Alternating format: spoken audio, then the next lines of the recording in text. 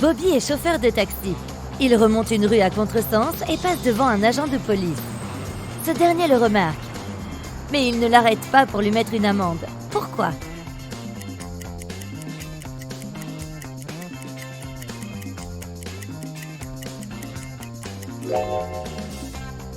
Parce que Bobby est à pied. Nous n'avons pas dit qu'il conduisait son taxi. Donc c'est parfaitement logique. Bobby emmène sa voiture au garage. Il a décidé de la faire repeindre avec 3 couches de peinture. Quelle couche fera-t-il appliquer sur la première?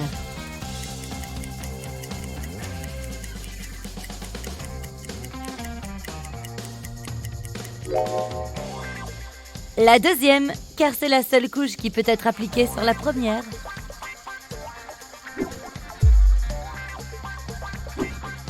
Bobby boit une tasse de thé quand il appelle le serveur pour lui dire qu'il y a une mouche dans sa tasse. Le serveur prend sa tasse et lui en apporte une autre. 2 secondes plus tard, Bobby rappelle le serveur et dit « Mais c'est la même tasse !» Comment l'a-t-il deviné?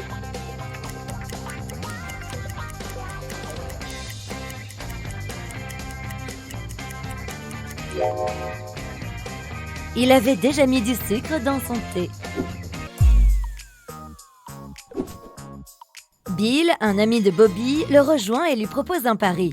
« Si tu résous mon énigme, je paye ton repas. Mais si tu échoues, c'est toi qui m'invites. » Bobby adore les énigmes, alors il accepte. Bill pose des allumettes sur la table et dit « Regarde, j'ai posé des allumettes sur une grille de sorte que la première et la deuxième ligne, ainsi que la première et la troisième colonne, contiennent chacune 12 allumettes. Retire 4 allumettes et réarrange les autres, de telle sorte qu'il reste 12 allumettes sur la première et la deuxième rangée, ainsi que sur la première et la troisième colonne. Peux-tu aider Bobby? »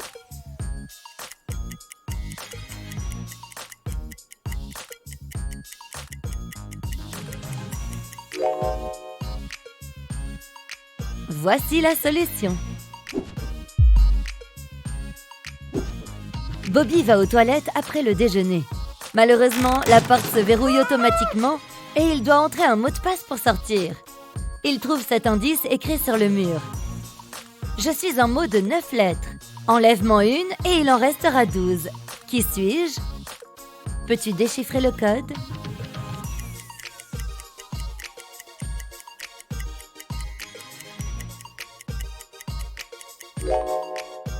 Le mot de passe est douzaine.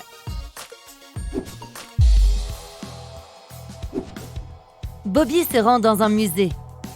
Il se trompe de porte et se retrouve coincé dans un effroyable donjon. Il y trouve de la nourriture, des médicaments et des seaux d'eau potable pour tenir plusieurs jours. Mais Bobby ne compte pas rester ici très longtemps. Il cherche un moyen de sortir et trouve 3 portes. Un ours affamé et son ourson se cachent derrière la première porte. La deuxième porte mène à un mur de feu et la troisième porte mène à un lac rempli de crocodiles. Peux-tu aider Bobby à choisir la bonne porte?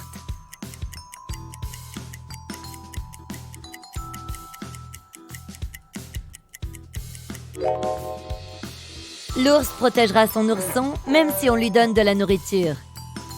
Nager dans un lac plein de crocodiles est aussi une mauvaise idée. Mais Bobby peut distraire les crocodiles avec de la nourriture et utiliser un seau et l'eau du lac pour éteindre le feu. Il devrait donc choisir la deuxième porte.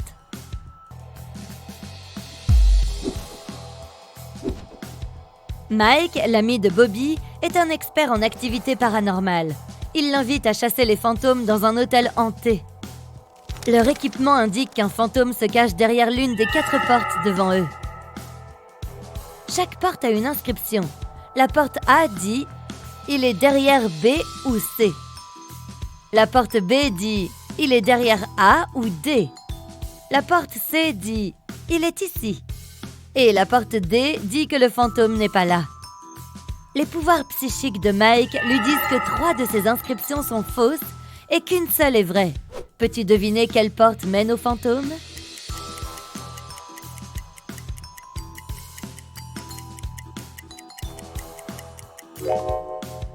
C'est la porte D qui mène au fantôme. Pourquoi? Eh bien, si le fantôme était derrière la porte A, alors B et D disent vrai. Si le fantôme était derrière la porte B, alors A et D disent vrai. Si le fantôme était derrière la porte C, alors A, C et D disent toutes vraies. Mais si le fantôme est derrière la porte D, alors les affirmations de toutes les autres portes sont fausses, sauf celle de la porte B. Cela correspond aux règles. Mike se tient sur une échelle mesurant 30 mètres de haut. Il glisse et tombe par terre. Mais malgré la chute, il n'est pas blessé. Comment cela est-il possible ?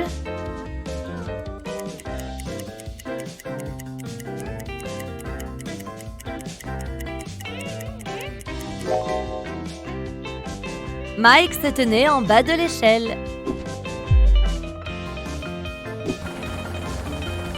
L'ami de Bobby l'emmène en hélicoptère sur une île déserte parfaitement ronde afin qu'il y passe un moment seul. Mais tout ne se passe pas comme prévu. Il rencontre un lion solitaire. Bobby et le lion se tiennent sur l'île qui mesure 1 unité de rayon. Tous deux peuvent courir sans effort à la vitesse de 1 unité maximum par heure. Supposons que le lion est très faim. Parviendra-t-il à manger Bobby ? Et si oui, combien de temps Bobby pourra-t-il survivre sur l'île ?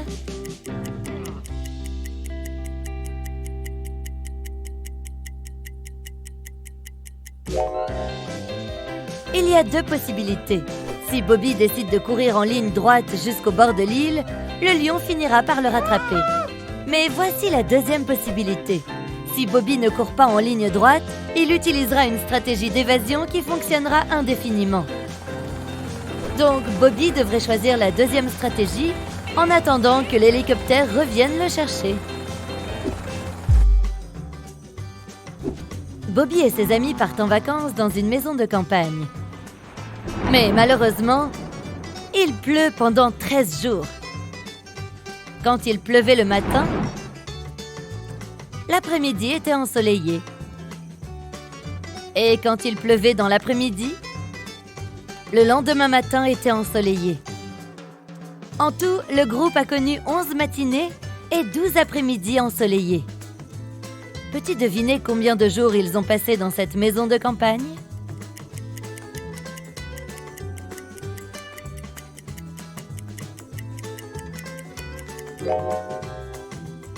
La bonne réponse est 18 jours. Et voici pourquoi. Appelons les après-midi ensoleillés X, les matins ensoleillés Z et les périodes sans pluie O. Cette équation représente le nombre de jours de pluie. X plus Z égale 13.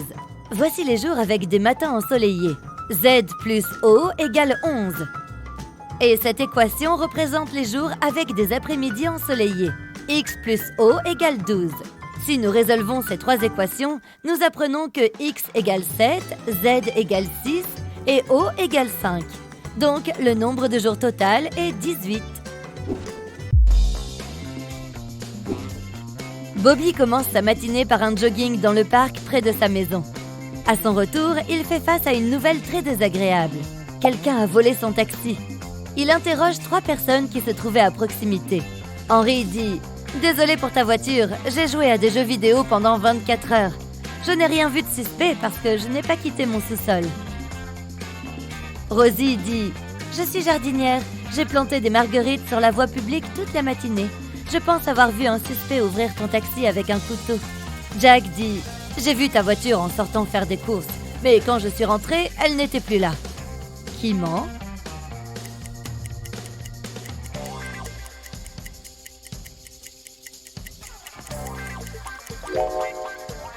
Rosie. Elle a dit qu'elle a planté des marguerites, mais il n'y a que des rosiers dans cette zone.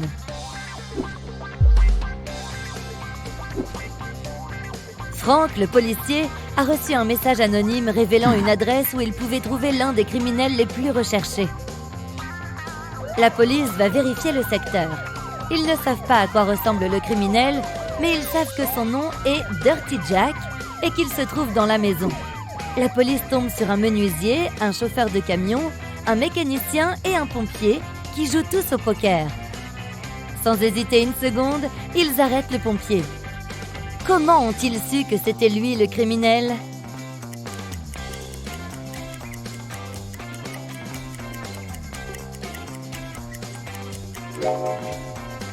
Le pompier était le seul homme dans la salle. Les autres joueurs sont tous des femmes.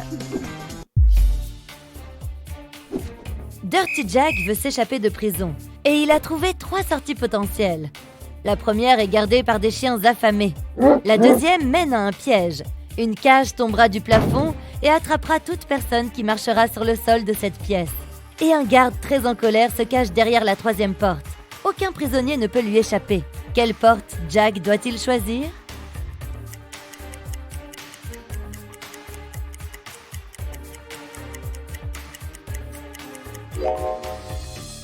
La seconde. Il peut lancer sa chaussure pour activer le piège avant de simplement le contourner. Dirty Jack est sorti de prison et il se retrouve au milieu de l'océan. Il se retrouve piégé dans une grotte sous-marine. Des pierres sont suspendues au-dessus de lui et il n'a que 2 options pour s'échapper. Une énorme méduse l'attend devant la première issue et un requin affamé l'attend devant la seconde. Quel chemin doit-il prendre ?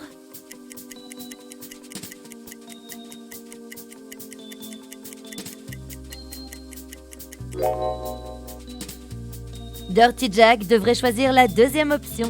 Regarde bien le requin. Il a un tatouage « Go Vegan ». Il ne fera donc pas de mal à un humain. Jack pourra donc facilement passer devant lui pour s'échapper. Quelle sera la figure obtenue si nous plions ce cube ouvert ?